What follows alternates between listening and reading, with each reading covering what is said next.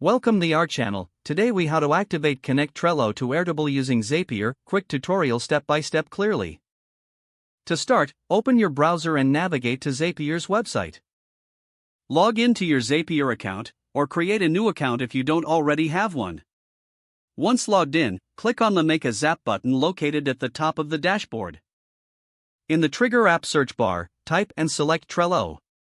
Next, choose a trigger event from the list, such as New Card, and click Continue. Follow the prompts to authorize Zapier to access your Trello account. After successful connection, select the specific Trello board you want to integrate and click Continue. Test the trigger to ensure Zapier is receiving the correct data from Trello. After the test is successful, click Continue to move on to the action step. In the Action app search bar, type and select Airtable. Choose an action event, such as select the Airtable basin table where you want to send the Trello data. Now, map the fields from Trello to the appropriate fields in Airtable. Zapier will guide you through selecting which Trello card details should correspond to which Airtable columns.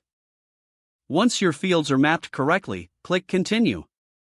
Test the action to confirm that a new record. If the test is successful, you'll see the confirmation of the new record. Finally, give your Zap a name for easy identification. Turn on your Zap by clicking the toggle switch at the top right corner. Your Trello and Airtable integration is now complete, and the automation is active. If the page does not load, refresh the browser or try again in a private or incognito window. Make sure you are using the correct email address, then retype it carefully to avoid small typos. If your password is not accepted, use the reset option and create a new strong password you can remember. Check your spam folder for verification or security emails, then complete any requested confirmation steps. Enable two-factor authentication if available to improve account security and reduce unauthorized access risk. After signing in, review your profile details so your contact information and settings are accurate and current. If you see an error message, note it down and try again after restarting your device and internet connection.